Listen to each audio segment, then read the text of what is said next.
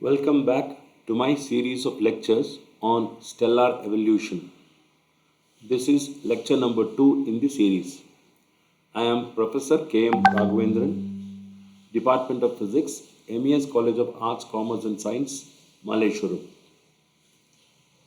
In this second lecture of the series, I will be mainly describing to you the main sequence star and the energy generation processes in them. As you are aware from the previous lecture, stars are born and go through various phases before they reach an end state. One of the most stablest states in the star's life is the main sequence stage. So, this is the stage that I am going to talk about today.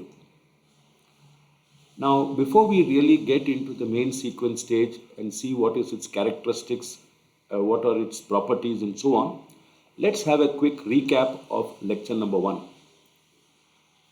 We described in the previous lecture that stars are born out of giant molecular clouds. Now, these are regions in the interstellar medium where the temperature is pretty low, 10 to 30 Kelvin, and this huge mass of gas and dust are the nurseries in which stars are born. We found that the formation of the stars can be explained through the process of the fragmentation of this cloud, where due to density fluctuations at various regions within the cloud starts to fragment, and each fragment then collapses under its own gravity and starts to contract. This contraction leads to a loss in potential energy, gravitational potential energy, and part of this potential energy that is lost is radiated primarily in the infrared and visible parts of the spectrum, while the other half of the loss of potential energy is actually converted to an increase in kinetic energy of the gas particles. This results in a temperature rise within that fragment. So, due to this collapse of the fragment and its contraction, the density of the material increases, the pressure increases, and temperature increases. So, as the temperature increases, the core of this falling material becomes hotter and hotter, and then a stage is reached when the core becomes hot enough for nuclear fusion to begin. Once the nuclear fusion begins, there is an enormous amount of energy that is released, which tries to expand the material, and the core actually falls below the threshold for fusion of protons. So, once again, the core contraction happens, and once again, the process is repeated. So, the star actually tries to go through a phase where it tries to attain a certain equilibrium where this nuclear fusion can become sustained at the core. This phase is called the protostar, and during this phase, when the star tries to attain a certain equilibrium by producing energy at a sustained rate at the center by fusion, the luminosity of the star actually varies. This is called the T Tauri stage. Now, this whole process from the time the star started to form during the initial collapse of the giant molecular cloud to a stage where it reaches a certain equilibrium, which is what we will describe today, is called the protostar and T Tauri stage. Of course, there are observational evidences for the T Tauri stage of stars. Now, when you talk about the main sequence stage, what was described earlier is essentially the pre-main sequence stage, the stage just before the star attains the main sequence. So, the whole point about the previous lecture was that once the collapse of the core starts and the cycle of collapse of the core and then the initiation of the PP reaction or the nuclear reaction continues until the star attains a condition of thermal and hydrostatic equilibrium. And when that is attained, we say it has reached the main sequence stage. So, in a sense, finally, the young protostar will get all its energy from thermonuclear reaction, that is, fusion reaction, and its rate of energy production at the core and the emission from its surface will reach a balance. When that happens, we say the star has attained the main sequence stage. Now, in order to attain this stage, the star will have to attain a state of perfect equilibrium in two kinds of equilibria. One, a thermal equilibrium, and the second, what is known as hydrostatic equilibrium. So once these two equilibria are attained, then the star actually settles down into a very stable phase of its life. And it is this phase that we are going to, that is generally known as the main sequence phase of the star. So now let's try to understand what these two equilibria are. To begin with, let me look at thermal equilibrium. Now, the thermonuclear reactions that I talked about, which produce enormous amount of energy, actually happens at the core or the interior of the star, where the temperatures can go up to 10 to 15 million Kelvin. Since the core temperature exceeds 10 to the power of 7 Kelvin, from Wien's displacement law, we know that the energy emitted at the core must be primarily in the form of X-rays and gamma rays.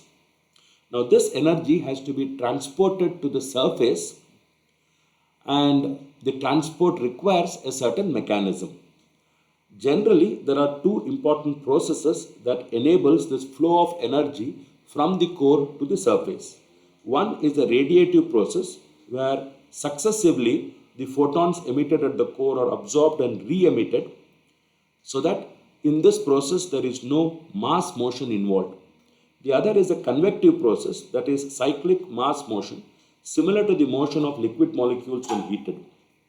Now the point to understand is that in both the cases, the wavelength of the radiation is degraded so that to that of the visible colors corresponding to about 10 to the power of 3 to 10 to the power of 4 Kelvin at the surface, from where the radiation is emitted to the outer space.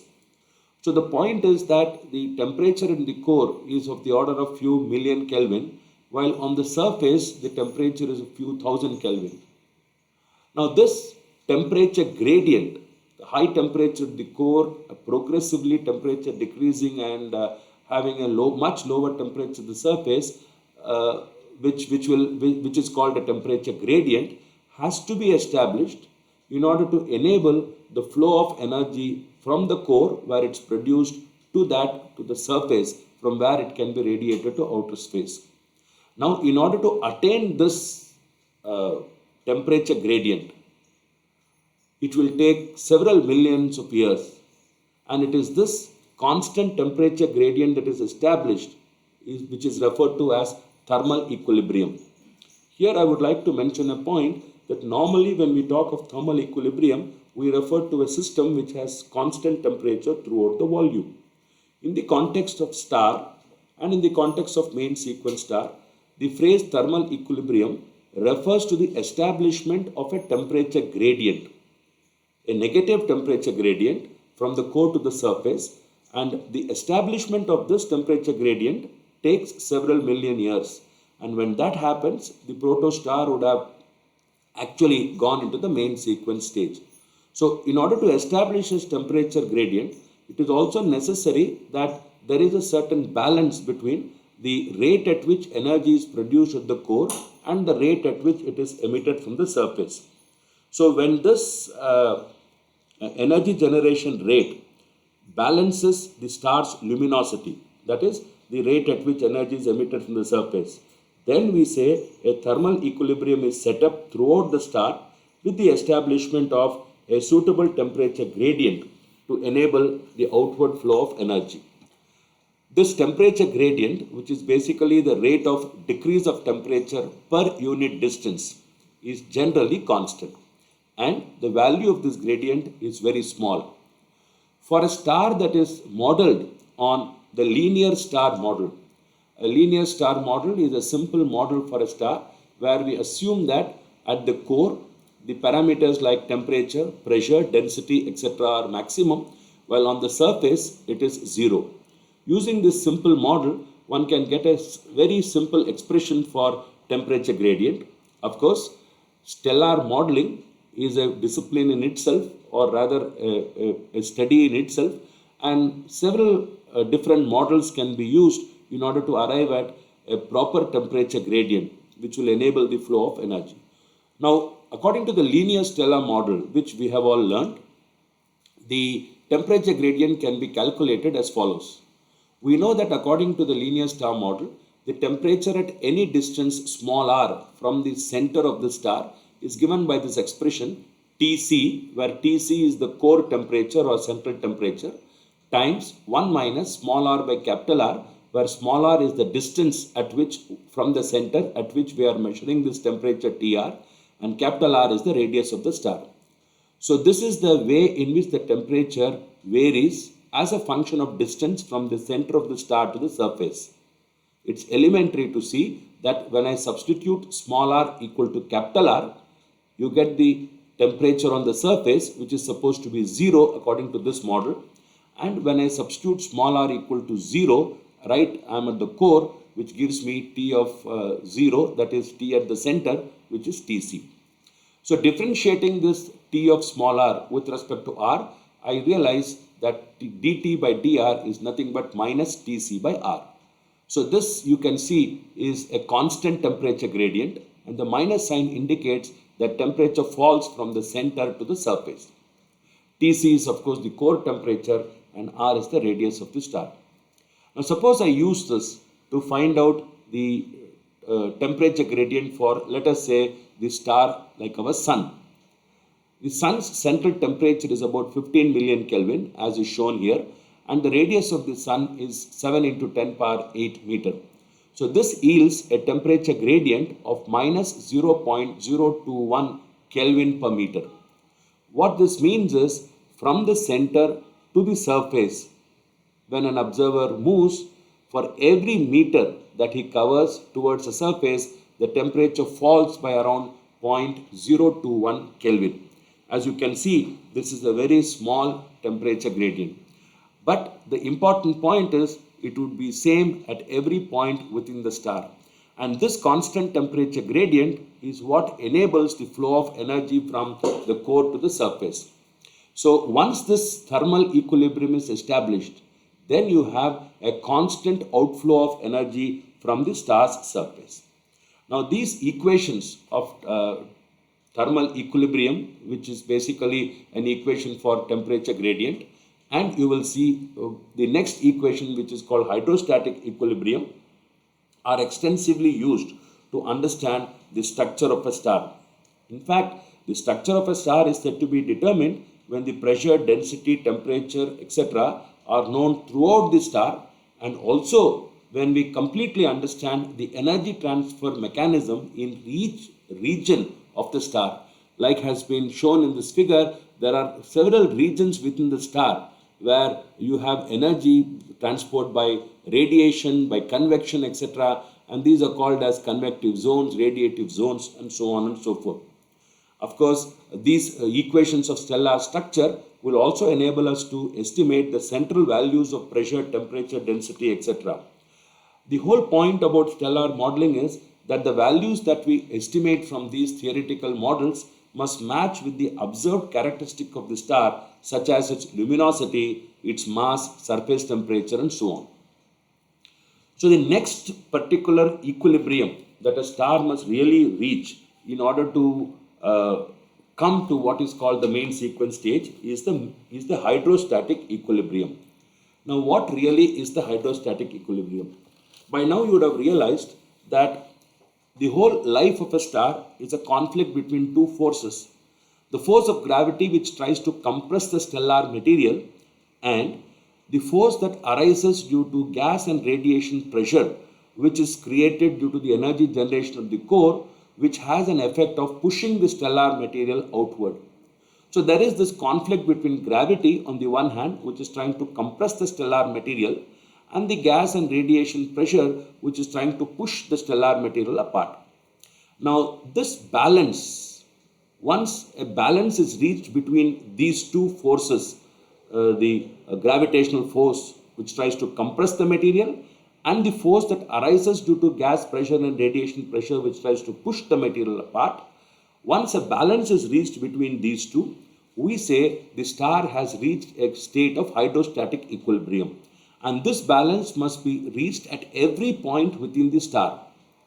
Otherwise, if one of the force dominates, either the star will expand or it will collapse. So therefore, essentially what is meant by hydrostatic equilibrium is that a balance between two forces, the inward force of gravity, which is trying to compress the stellar material, and the outward force of gas pressure and radiation pressure, which is trying to expand the stellar material, has to be reached. This balance is called hydrostatic equilibrium, and in fact, one can derive an expression for this hydrostatic equilibrium from simple modeling of the stars, and it turns out this expression should be valid at every point within the star. And this is called the equation of hydrostatic equilibrium. This equation, which was derived for you in my class, is shown here, and this equation is basically the equation for pressure gradient.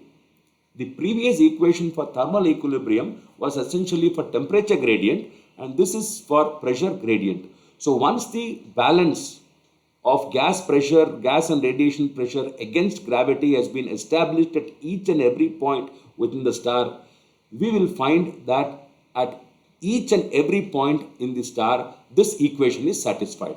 This equation basically tells you that the pressure gradient inside at any point in the star is equal to the local weight of the star at that point per unit volume. This expression, where in this expression G is the universal gravitational constant, m of r is the mass of a sphere of radius small r, rho of r is the density of a sphere of radius small r, and r squared is the radius of the sphere of small r.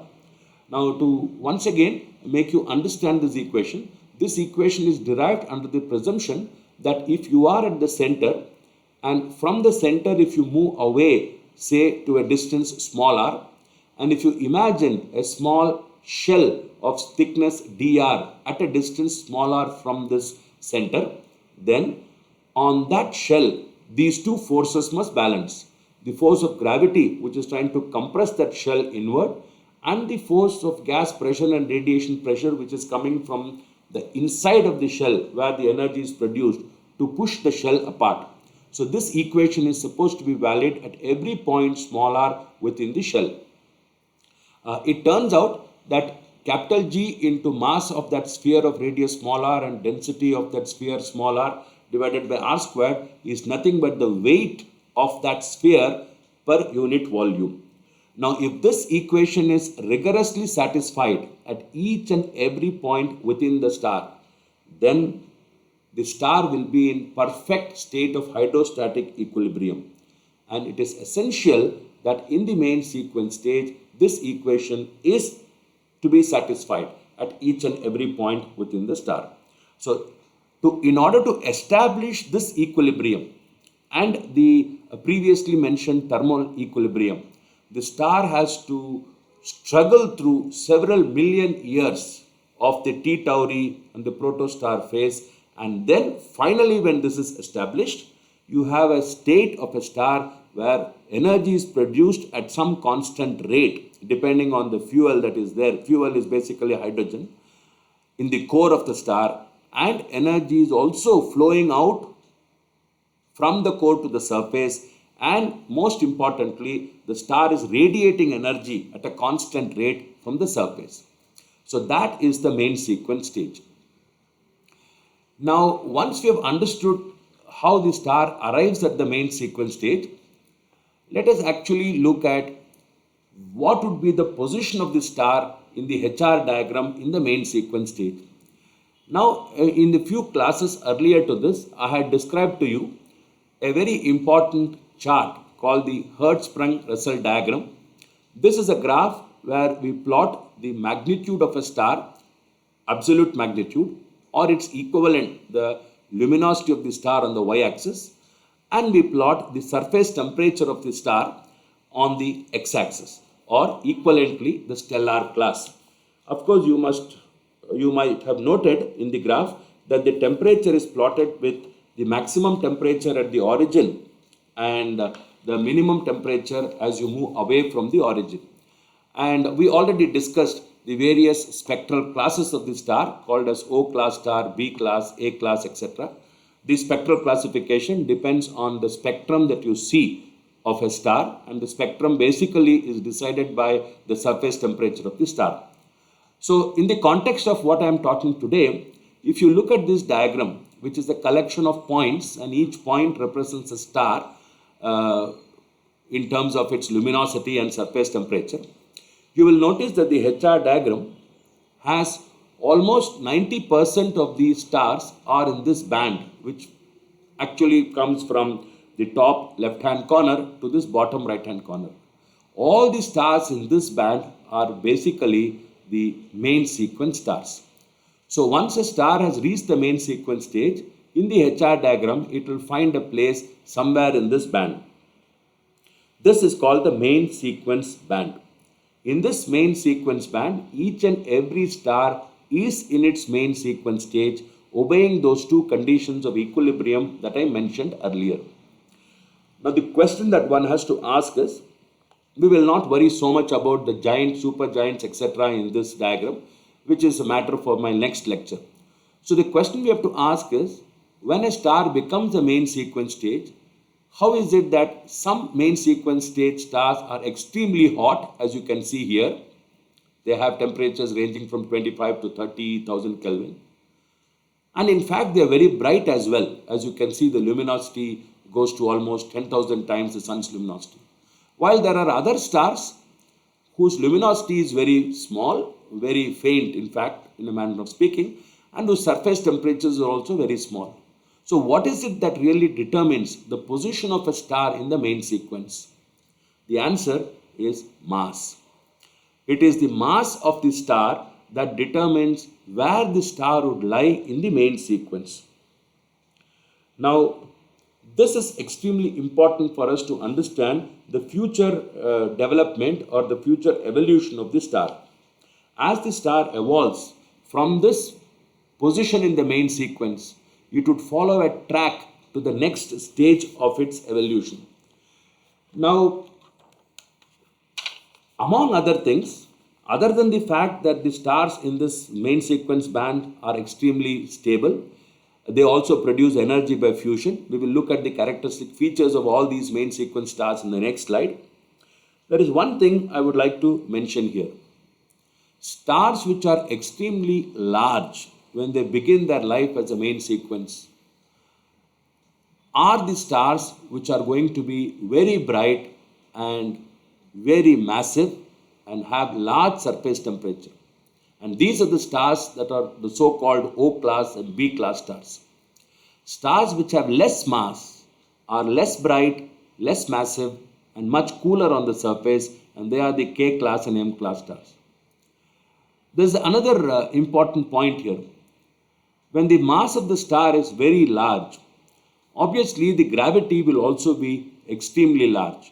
So in order to counteract the gravitational contraction or the gravitational force, the equation of hydrostatic equilibrium demands that the internal gas and radiation pressure should also be very large. Now that would mean the rate of energy production at the core must also be very high in order to produce sufficient amount of gas and radiation pressure. Now if the rate of energy production has to be high, it follows that the stellar material at the core, particularly the hydrogen, will have to be used up much faster.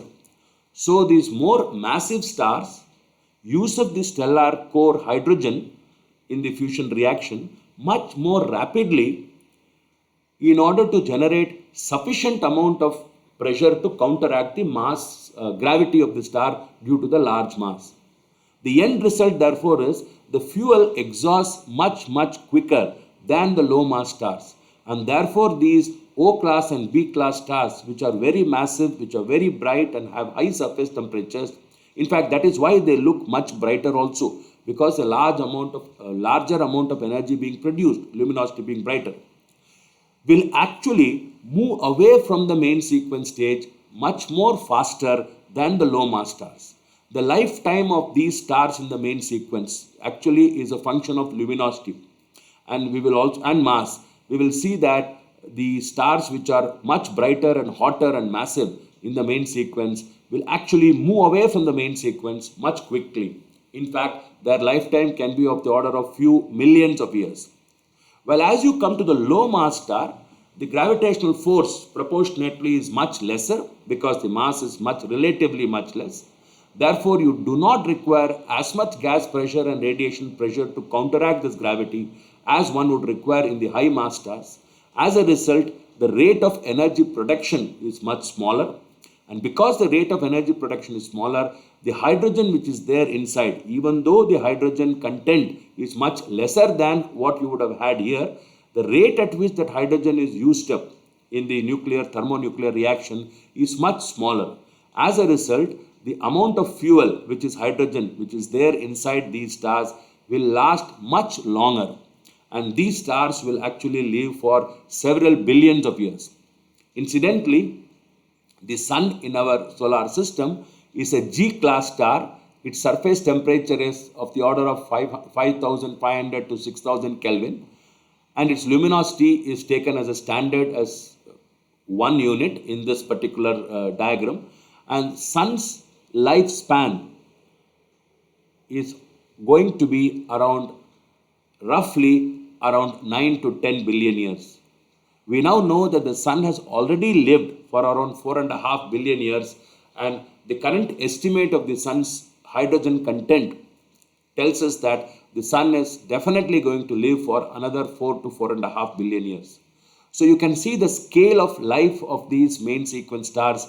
The hot, bright and massive stars live for a few million years, while the cool and less bright stars can go up to billions of years. In fact, the K-class and M-class stars can live even for 100 billion years. So we will come back to this HR diagram more often in the next few lectures to understand how these different main sequence stars can evolve into this part of the HR diagram, how they can become giants or supergiants and white dwarfs and so on and so forth. Now, before we continue further, it's important to recall and put everything in proper perspective by talking about the characteristics of main sequence stars. So what are the main characteristics of a star in the main sequence stage? Well, the first point is already mentioned. In the main sequence band, the position of the star is determined solely by its mass. Note this point. Mass is the crucial factor that decides where exactly in the HR diagram in the main sequence band the star would be located. The surface temperature of these main sequence stars will range from 30 to 40,000 Kelvin to around 2,500 Kelvin. And in all of them, the processes are the same, to varying degrees, of course. Then, at every point within the star, the equation of hydrostatic equilibrium has to be maintained. There is also a negative temperature gradient from the core to the surface, meaning the temperature at the core is maximum of the order of few million Kelvin, and the temperature on the surface is much lower of the order of few thousand Kelvin. So there is this negative temperature gradient from the core to the surface, and this temperature gradient facilitates the constant flow of energy. More importantly, the star will maintain a constant size and will emit radiation at a constant rate, that is luminosity. The energy generation at the core is basically nuclear fusion of protons. In fact, 4 hydrogen nuclei will fuse to form a helium nucleus. Depending on the size of the star, its life, and the core size of the core, this conversion of protons to helium nucleus can occur in 2 different paths. I will describe that. Incidentally, before I do that, I would like to tell you something about how the star tries to maintain this constant size. It's quite interesting. If you go back to what I told earlier, if you take a certain shell within the star where there is a large amount of hydrogen which is actually burning in the main sequence stage. Now, let us assume that as the star is converting hydrogen to helium, the amount of helium in the core goes on increasing while the amount of hydrogen goes on reducing. What happens is, when the heat is generated in the core, it is transferred to the outer layers of the star, and part of the heat energy is again used to convert hydrogen to helium. Now, during the main sequence stage, the star will achieve this stability by gas and radiation pressure counteracting gravitational pull. The collapse of the star is prevented because if the star were to collapse even slightly, it would get hotter. Remember the virial theorem, if the collapse will reduce the potential energy and increase the kinetic energy. So in the main sequence stage, and this is crucial, in the main sequence stage, if this collapse of that central core is actually prevented, but if the collapse happens even slightly, the core would get hotter and the rate of nuclear fusion will increase. When the rate of nuclear fusion increases, it will increase the gas and radiation pressure, causing the star to expand and therefore countering this collapse. That is the essence of hydrostatic equilibrium. That if the star is trying to collapse, the core is trying to collapse, it becomes hotter, and because it becomes hotter, the rate of conversion of hydrogen to helium becomes more. Of course, we are assuming that hydrogen is present, and in the main sequence stage, hydrogen will be present. On the other hand, if that core were to expand slightly, it would cool. If it cools, what happens? The rate of nuclear reaction at the core drops. The moment the rate of nuclear reaction drops, the gas pressure drops, so gravity dominates, and once again the core will contract. So there is this fine, delicate balance between the contraction and the expansion in order to maintain the rate of nuclear reaction inside. All this so long as hydrogen is present in the star. What will happen if all the hydrogen has been used up? And that is going to be when the star will go into its next phase. And that's a matter for next lecture. In this lecture, I will continue with explaining to you the process of energy generation of the core, which is basically nuclear fusion of 4 protons to helium nucleus. Now, there are 2 basic ways in which this nuclear reaction can happen. It's called the PP cycle and the CNO cycle. Now, in order to understand the PP cycle and CNO cycle, I will very briefly explain it in this lecture. I will be using another lecture to talk about this in greater detail. Well, we saw that in this main sequence state, the main source of energy is the fusion of hydrogen to helium. It's called hydrogen burning. To understand the mechanism of hydrogen burning, let's assume that the star is formed by this gravitational contraction which we mentioned earlier and has a huge mass of hydrogen. During this contraction, we already mentioned that the gravitational potential energy is converted partly to kinetic energy, virial theorem, and consequently temperature rises, and when the temperature reaches about 10 million Kelvin or so, hydrogen is completely ionized into free protons and electrons. The kinetic energy of the proton is so large that it can overcome mutual Coulombic repulsion and the first PP reaction happens. This is called the thermonuclear reaction. 2 protons fuse together to form a deuterium nucleus, which is 1H2, along with the emission of a positron and a electron neutrino. In this process, there is energy released, and typically it is about 0.4 to 0.5 million electron volt. Million electron volt, 0.4 to 0.5 MeV. As this reaction proceeds, there is a growth of 1H2 or deuterium goes on increasing in the core. As soon as sufficient deuterons are produced, now the temperature also would have become quite much higher than the initial temperature of 10 million Kelvin. And then what happens is a deuteron can fuse with another proton to once again release energy. and this process will give rise to gamma rays and helium-3, which is an isotope of helium, 2He3. And this again will release an energy of around 5 to 6 million electron volts. When enough of helium-3 is produced in the core, two helium-3 nuclei can react to form helium-4 or the helium nucleus and give back two protons again. Now, if you observe this carefully, in this third stage also energy is released, and that's the largest amount, which is around 12.8 MeV.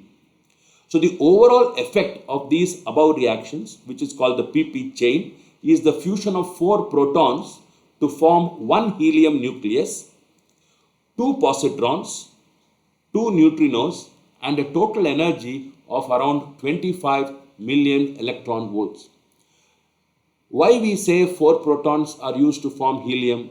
If you observe this cartoon carefully, there's one proton here, two protons, three protons, you can see here, four proton, five proton, six protons, and what comes out is again two more protons. So therefore, effectively this entire reaction can be summed up by this one overall reaction, about 25 million electron volt per reaction of four protons.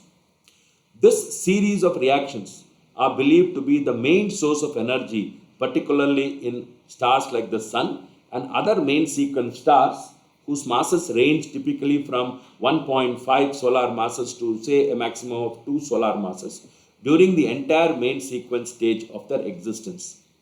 As hydrogen burning continues, the heavier nucleus 2He4 gradually starts to combine with protons and deuterons to form slightly more heavier nucleus such as carbon, nitrogen, etc. If there is 6C12 nucleus, that is carbon 12 nucleus within the core, and this can happen in some of the older generation stars, carbon 12 can act as a catalyst and aid the conversion of four hydrogen nuclei to form a helium nucleus through another chain which is called the CNO cycle. Now, this is another way in which protons can be converted to helium nucleus. In the CNO cycle, carbon basically acts like a catalyst. To begin with, the carbon nucleus will combine with a proton to convert itself to a radioactive nitrogen nucleus, and energy is released in this process in the form of gamma rays, and the energy is around 1.9 to 2 million electron volts. Nitrogen 13 is a radioactive nuclei. It decays to carbon 13 and a positron and an electron neutrino. So that's called the beta decay. In fact, it's a positive beta decay, and the decay energy is around 2.2 million electron volts is released. Carbon 13 so formed once again combines with another proton to form nitrogen 14, and in this fusion reaction again an energy of around 7.5 to 8 million electron volts is released.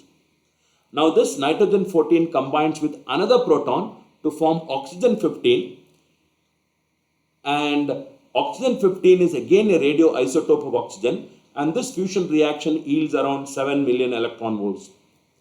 Oxygen 15 being again radioactive, it's a positive beta decay emitter, decays to nitrogen 15 and an electron neutrino, positron neutrino or electron neutrino, and this decay process again gives you around 2 to 3 million electron volts.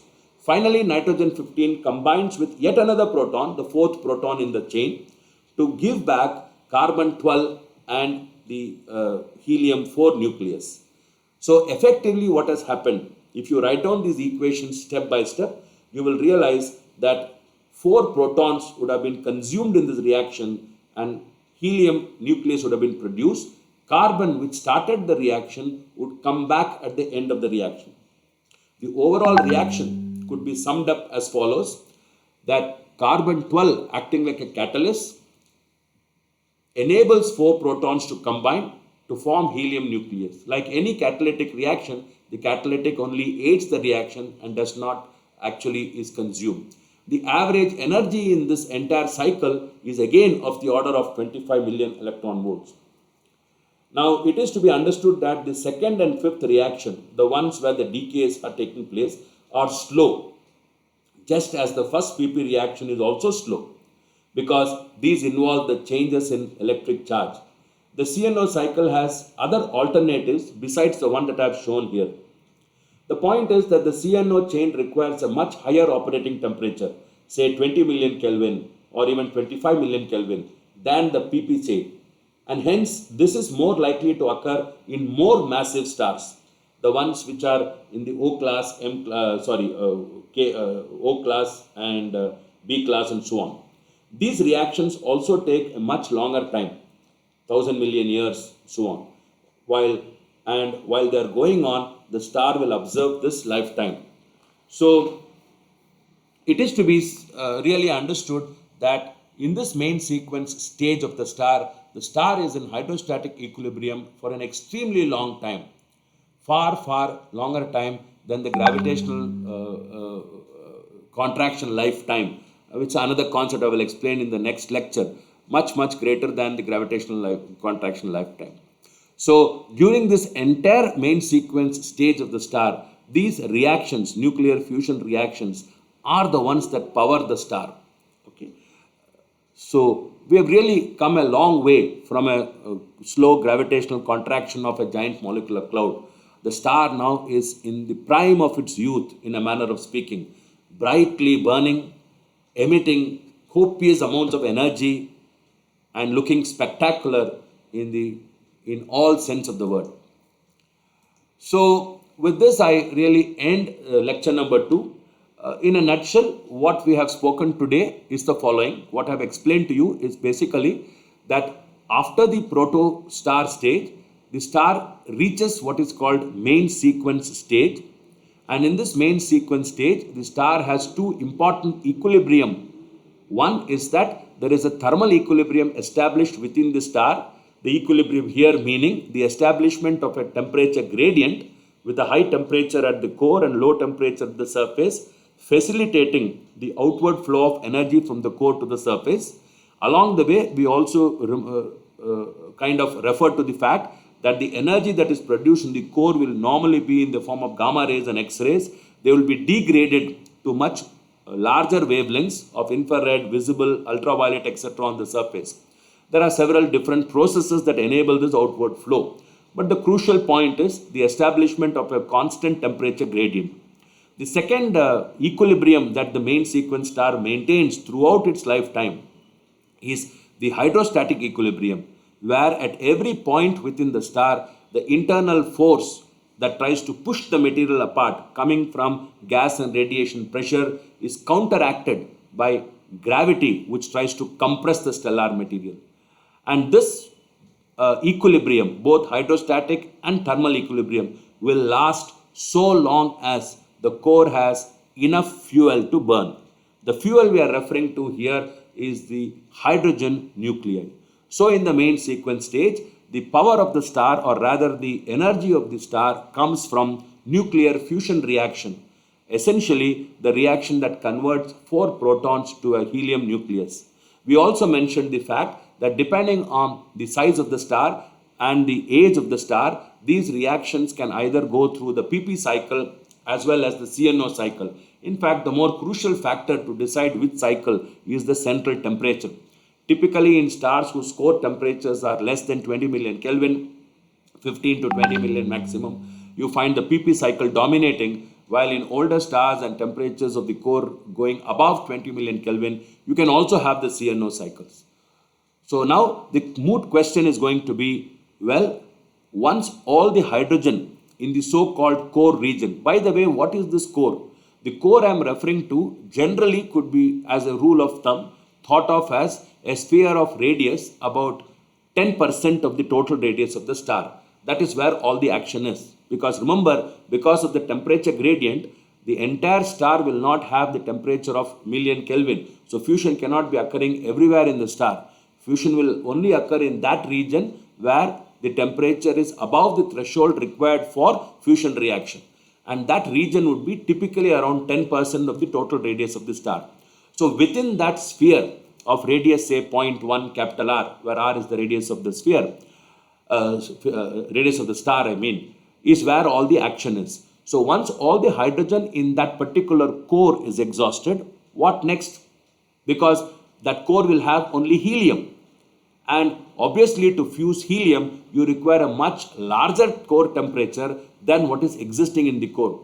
So once all the hydrogen is exhausted at the core, you would have guessed the answer, the gas pressure actually vanishes. So then what should happen?